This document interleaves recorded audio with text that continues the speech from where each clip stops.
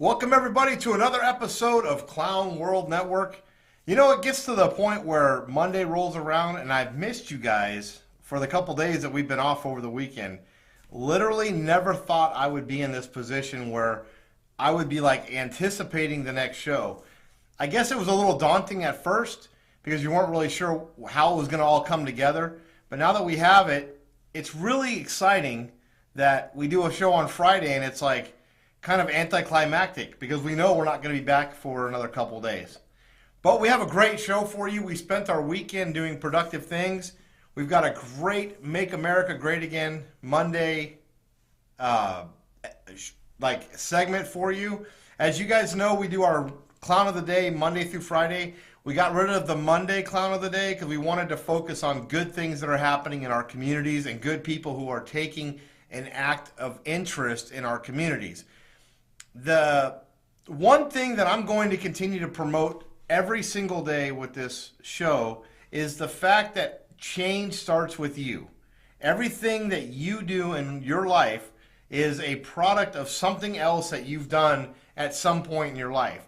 Well, we as a collective group of concerned, engaged, and involved conservatives need to start taking an active role in what happens in our communities.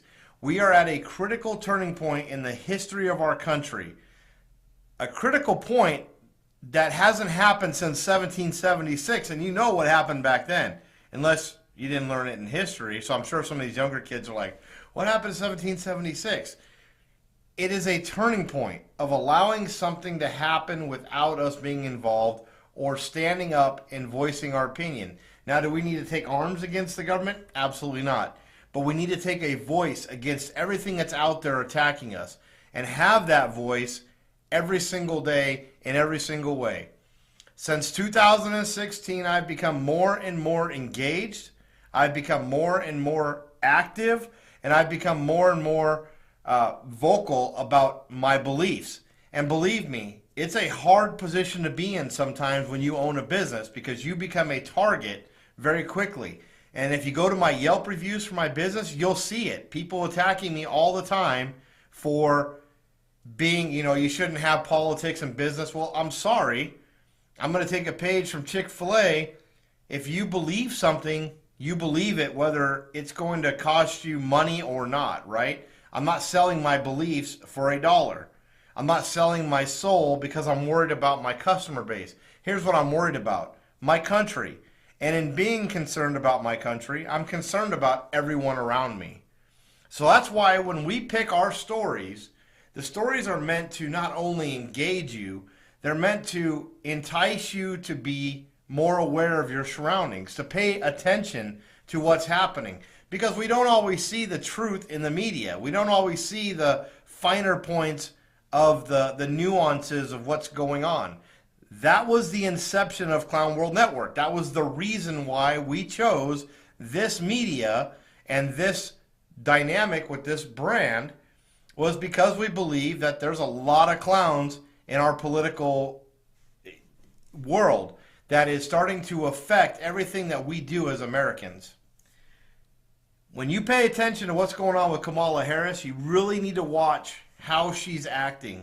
The big thing about Kamala, she's taken all of the foreign dignitary calls since and I say they because the Biden-Harris administration, or as Joe Biden likes to say, the Harris-Biden administration, took office on January 20th. You guys do realize that we are just over 2 months. Keep that in mind as we progress through the story, as we progress through the day, the night, and the different things that we talk about. Kamala Harris has made it well known that she is the one speaking and she is the one engaged. She is the one going to be actively involved. That is not the place for the vice president. But that's kind of ironic because Kamala Harris doesn't salute the military. When she arrives at or steps off Air Force 2, she doesn't do the customary salute as afforded her position. Even Joe Biden salutes the military, as we have seen in previous videos.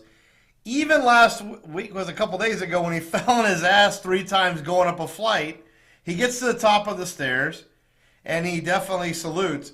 I guess he's having a hard time following in Trump's footsteps. And, Biden's got the little shoes, and Trump had the big shoes, and Trump had big shoes to fill, and Biden's trying to wear those shoes and can't even get up the steps.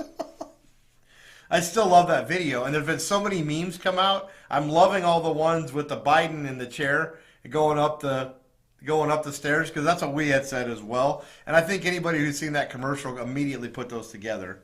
But realistically, Harris has seemed more engaged or more concerned about fluffing her hair than showing respect to the men and women that are serving our nation and there to protect her. It appears that Harris kind of believes that the military is there for her convenience. And, even though we've shown this video, there's several videos of Harris departing flights and getting on flights where it seems that she forgets the military is there at all. Look at our last vice president, Mike Pence.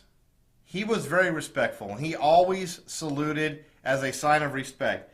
We miss you, Mike Pence. I'll tell you, we miss Mike. We miss Donald Trump, as he was the only commander-in-chief in decades that worked for our country and not against it. That's important. Now, before I get called on it by any of these military buffs, understand this is my freaking show. So if I want to talk about a story and make it an issue, I'm going to. But I'm going to clarify some things so you guys can't call me a dumbass. Let's really get down to like the protocol of military salute, okay? With respect to saluting troops, it's technically against protocol for either the president or the vice president to salute. They are civilians, regardless of the fact that they are in charge of the largest military might and the power in the entire world. They are still civilians, okay? The salute is a military gesture, one that's used to convey respect due to an individual and their office. Thus, a military officer would salute the president and vice president with respect due their office, but there's actually no protocol calling for a president or vice president to salute them back. In fact, they should not salute because they're civilian. They're not active military. That noted, it has been tradition for the president and the vice president to salute our armed forces, to salute our men and women who stand and guard and make sure that they're taken care of as a sign of respect back to them. So I see Kamala Harris has taken this one little simple act, and maybe it's me just wanting to find something else wrong with her, not that she doesn't already give me a whole lot to talk about, but it's really one of those things that you pay attention to, considering the fact that she has been acting in a more presidential role in relation to foreign dignitaries than our actual selected president, Joe Biden.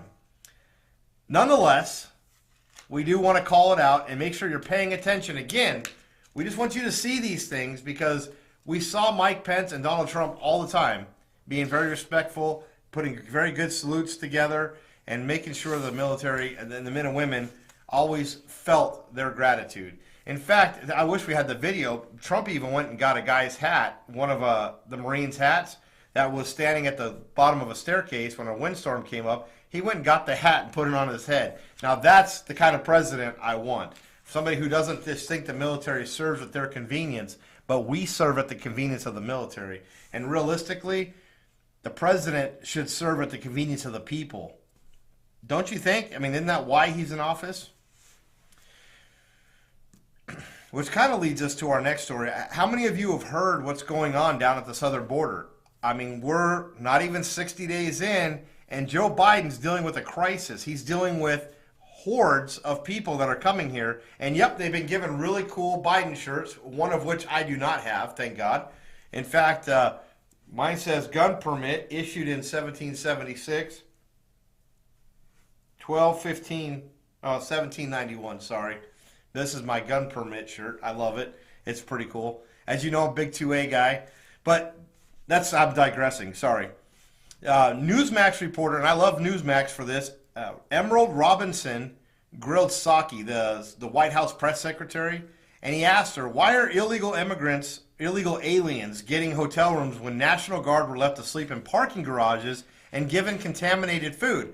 So those of you who don't know, we had this massive movement of National Guard during the inauguration for an inauguration that wasn't attended by anybody, but they put up fences and they had thousands of National Guard troops, and they said it was to keep the peace, and they were worried about protests, and they were worried about threats against the president and the vice president. But there was thousands of them. So one day after Biden's inauguration, 5,000 soldiers were moved to a cold parking garage in the dead of Washington winter. Okay? 5,000 of our troops that were there to protect the President of the United States and the democratic process and make sure that nothing went wrong were moved to a garage that had one power outlet and one bathroom.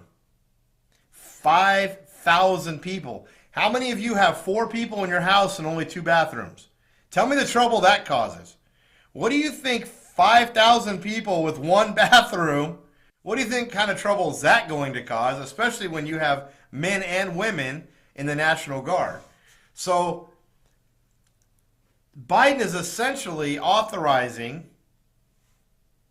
these aliens that are coming to America illegally, that are crossing the border illegally, but are being welcomed by all these new progressive policies that Biden's putting together to get in hotels. And it's a lot of freaking money. A lot of freaking money. So, I don't know. Did I miss something? Oh, definitely.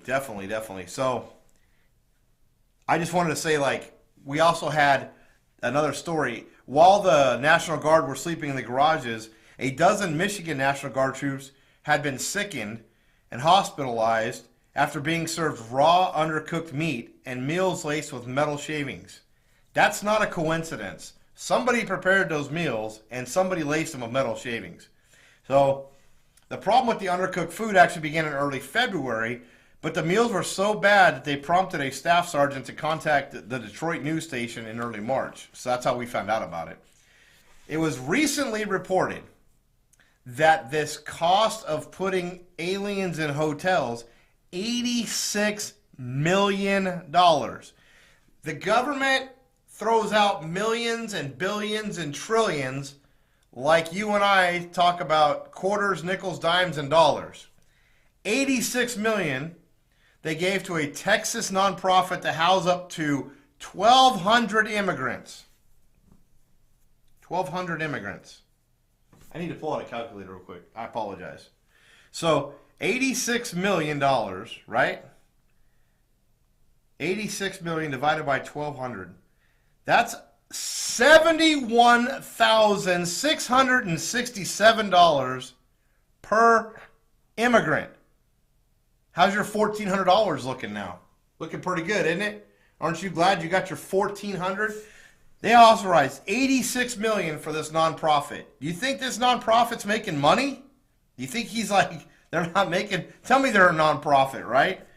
They're housing these immigrants in border communities in Texas and Arizona. $86 million of American taxpayer dollars because the government is unprepared for the problems and the symptoms and all the issues that the Biden policy has caused. With all these people coming to the border, they have no place to put them. $86 million freaking dollars. And you guys are out there celebrating your $1,400. How you feeling about that $1,400? $86 million to house illegal immigrants, illegal aliens in hotels, while our armed forces and members of our National Guard slept in a parking garage with one outlet and one toilet. I guess that they're Americans, so they don't get the same treatment that illegal aliens get, because we're welcoming and we're embracing our illegal aliens. We're welcoming like this. We're like, here, we're going to wrap our arms around you. We're going to wrap our arms around you. We're going to bring you in. We're going to give you a better life. We're going to make your life better at the expense of the American people. I want you to hear this. I'm like, this kind of stuff is what devastates me. It hurts my heart because this is the direction that this administration is going. But you should hear how this NEWSMAX reporter actually handled Psaki. So you are opening up new facilities. One of the options that's being reported over the weekend is spending $86 million on hotel rooms for some migrants and feeding them. How do you square that with the National Guard troops who were sleeping in parking garages and, some of them got sick from having contaminated food. That's a disparity a lot of people are pointing out, that our National Guard was treated one way, and then illegal immigrants are going to be put in hotel rooms. Well, first let me say that at the time when we became aware of the conditions National Guard troops were in parking garages, as you noted, the president called the head of the National Guard that day and offered his assistance, offered to play any role that he could play, boosting morale, asking for more aid, making sure they had the right, were treated in the way that they deserved for the incredible role they've played. So I know that was some time ago, but that was the reaction he took at the time. You hear how she likes to spend this stuff? I'm really surprised we didn't get a circle back on this, but I think she's realizing that there are agencies out there that are not going to follow their protocol of only asking the soft questions. Thankfully, Fox and NEWSMAX have called her on a bunch of crap already. But she can try to spin all she wants. The reality is $86 million for 1,200 illegal aliens, while our National Guard troops sleep in a garage. If that doesn't wake you up, I don't know. We keep talking about becoming woke, right? Are you freaking woke yet? Have you woke up and realized what's going on in the country right now? We're only 60 days in on Biden's policy, and it's already this bad. We're already bleeding almost $100 million for 1,200 illegal aliens. Where do you think this is going to lead to as these southern migrants, these southern caravans reach the border?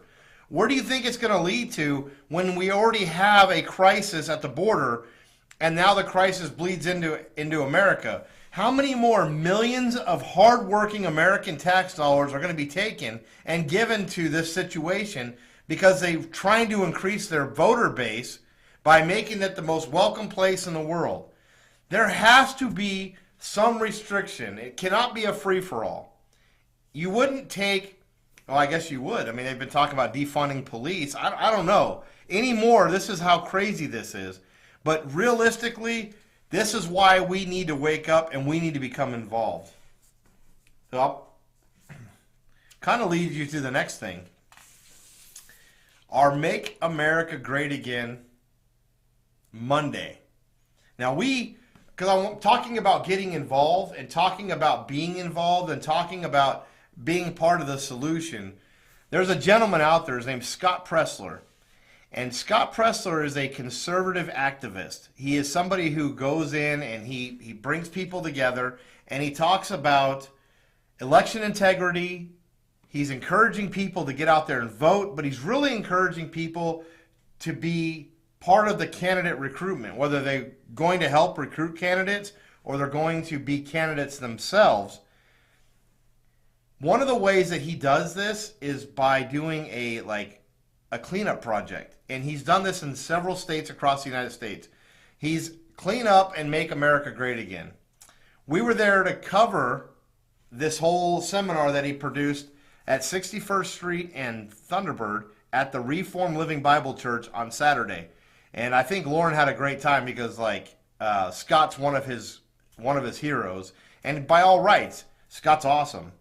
So let's have a look at the event this last week.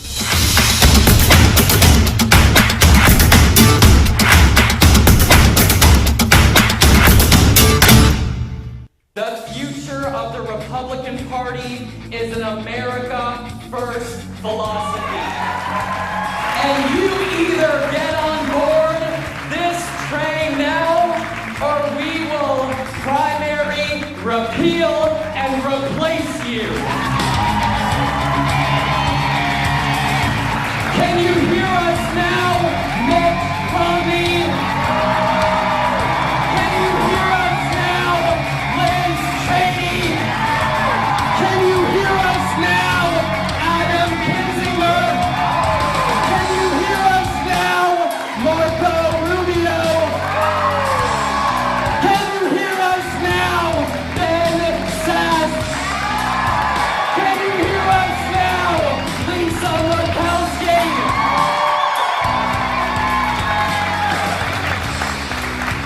I make you a promise, and just like President Trump, I will keep my promises. I will work every single day to make sure that those politicians, both D and R, who are America last, will have a primary challenger. We started our morning doing an election integrity, voter registration, candidate recruitment, and repealing and replacing America Last politicians training. And immediately afterwards, of course, everybody wanted to take a photo and gab, and we're picking up debris from trees. This is compassionate conservatism. We are not only pointing out problems in society, such as trash or the lack of school choice, but we are actually doing something about it, and not just being a talking figure, but actually putting that compassionate conservatism into action. My life has been transformed because I dared to be that individual one person that said, I'm going to make a difference in my community.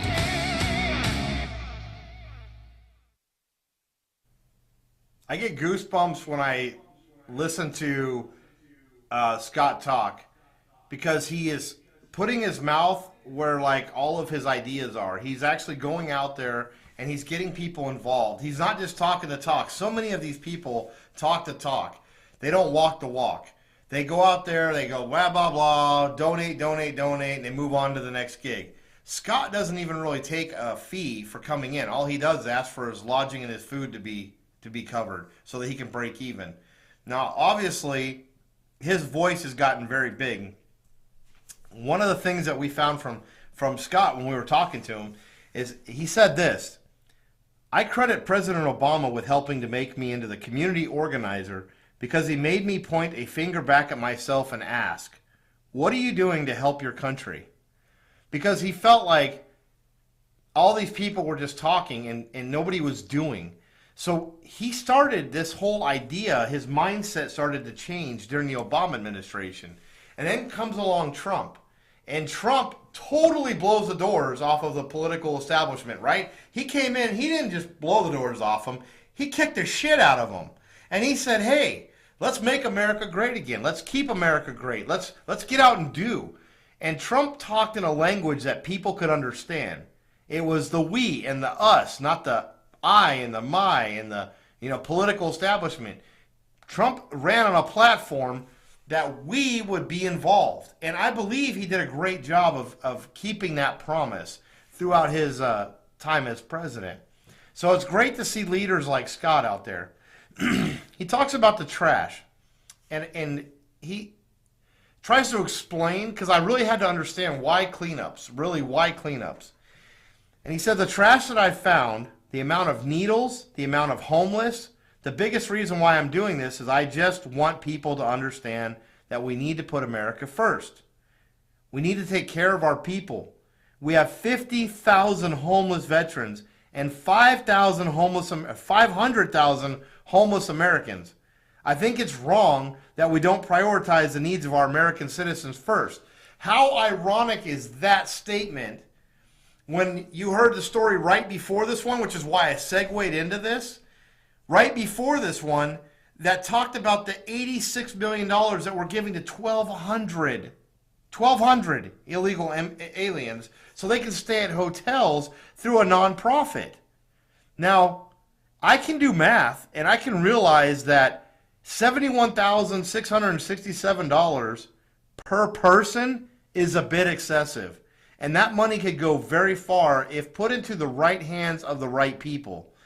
But when you have these nonprofits that are being allowed to use government funds however they want by the name of, hey, we need to solve this problem, this nonprofit's going to do great, we're going to give them $86 million. Again, the government hands out millions of dollars like it's Pez candy. They talk in millions, billions, and trillions. That's debt. You don't spend more than you take in. Our government spends much more than it takes in. And it spends and spends and spends. And it has a high interest because there's a lot of money that's going out there. So when I see a guy like Scott, now here's what's cool about Scott. I'm 6'3", almost 6'4". Scott's 6'5". He is a tall dude. He's got a physical presence. He's not real big, but he's got a physical presence. He's got that kind of hippie-ish look, you know, with the long hair. But the dude gets it. And he's trying to put it in the most simplest form for other people to get it too. For that reason, I really have to be thankful for the fact that Scott Presler allowed us the time to spend with him at the event on Saturday, engaged the community to clean up, and challenges people to get involved. And that's why we featured him here on our Make America Great Monday segment today, because he's the epitome of that, right? He's the epitome of doing great things. Here's another thing I think is kind of neat.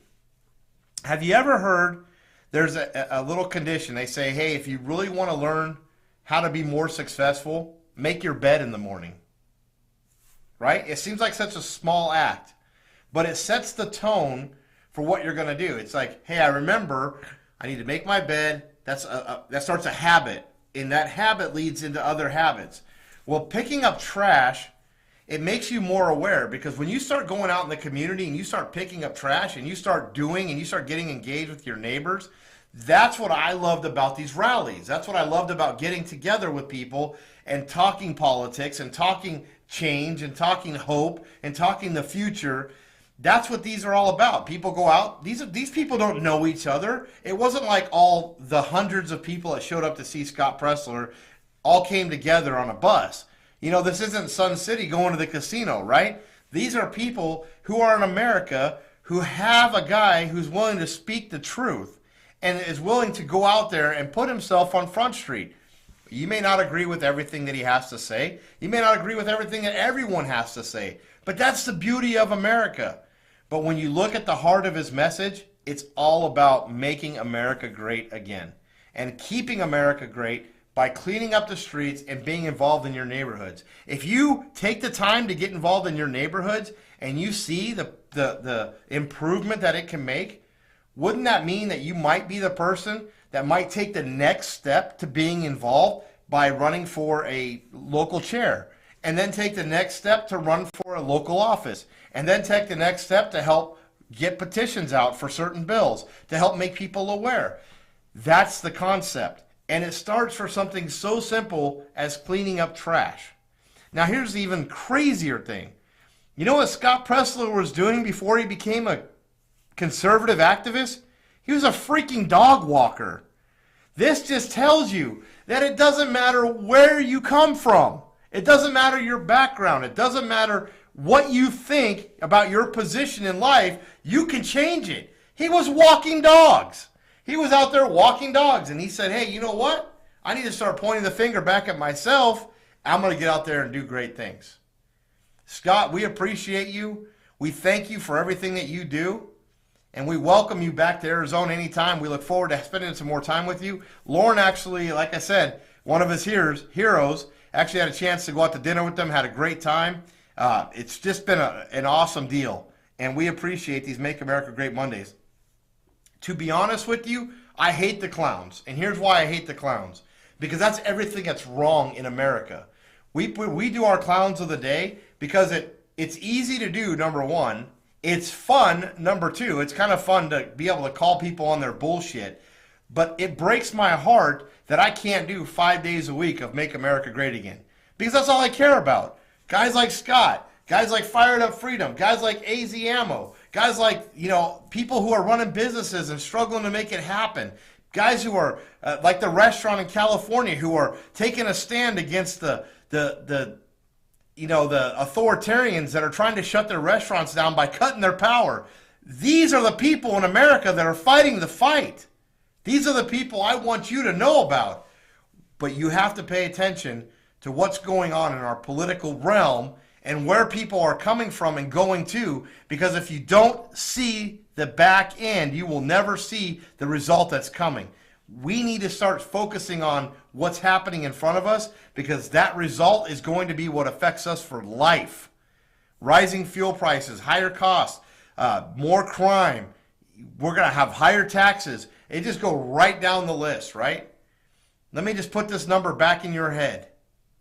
That way you can do the math later. $86 million to put 1,200 illegal aliens in hotels. And on that note, I'm going to call it an evening. Be sure to like, share, follow, and subscribe.